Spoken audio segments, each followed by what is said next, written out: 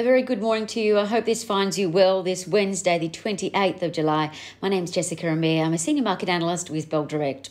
Well, overnight we saw investors press the risk minimisation button, effectively locking in profits ahead of the US central bank's two-day meeting. Secondly, what also added to selling was that the International Monetary Fund warned that rising inflation, which the IMF says is proving not to be transitory, will likely push central banks to take action. Now, this simply means now you could expect the Fed to increase interest rates sooner than expected. So because of that, we saw tech stocks sold down the most on Wall Street overnight.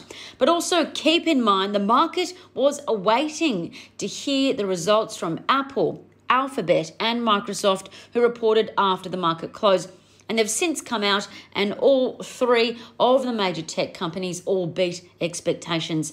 Nevertheless, the market will get to react to those tonight. As for how the market closed on Tuesday in the US, the three major US indices all peeled away from their brand new record all-time highs. The Nasdaq down the most 1.2%, the S&P 500 falling 0.5%. As for what to watch locally today, well, firstly, the Aussie share market will likely follow Wall Street lower. The futures were earlier suggesting a fall of 0.3% is on the cards, which will also appeal the Aussie share market away from that brand new record all-time high that the market hit yesterday. So although today will likely be a red negative day, the technical indicators, they're still suggesting the market could rise over the medium and longer term.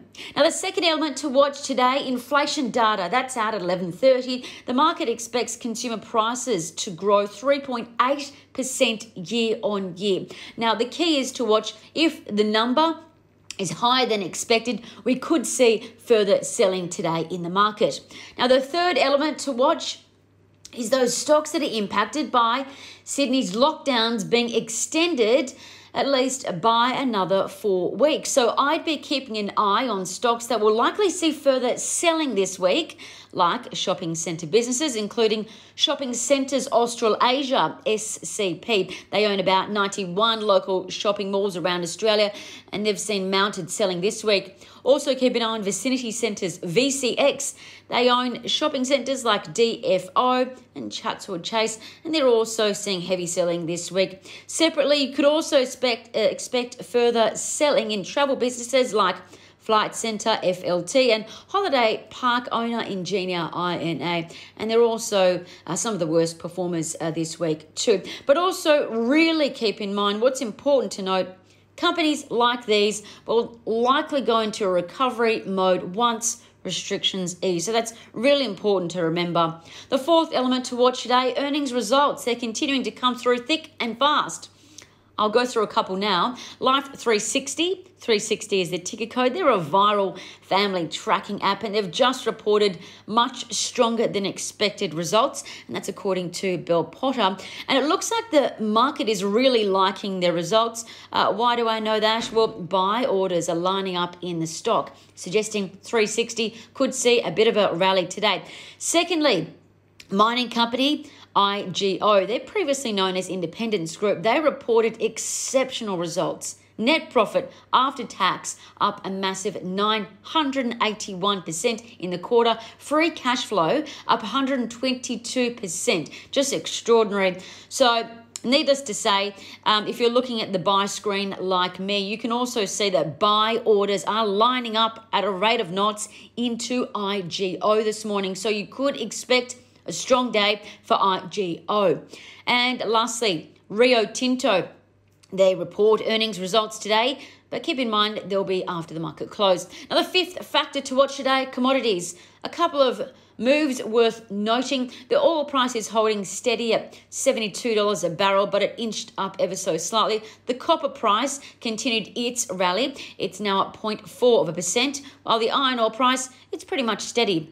Trading ideas that could be worth a look. Well, voice transcription company AI Media Technologies AIM is their ticker. They're a Bell Potter buy, and they were upgraded with a new $1.50 price target. Now, that implies 63% share price growth in a year. So why the upgrade? Well, AIM, for those that don't know, they recently released their results, and they showed a basic $6.6 million improvement in cash flow compared to the previous quarter. So that was a considerable improvement for the company.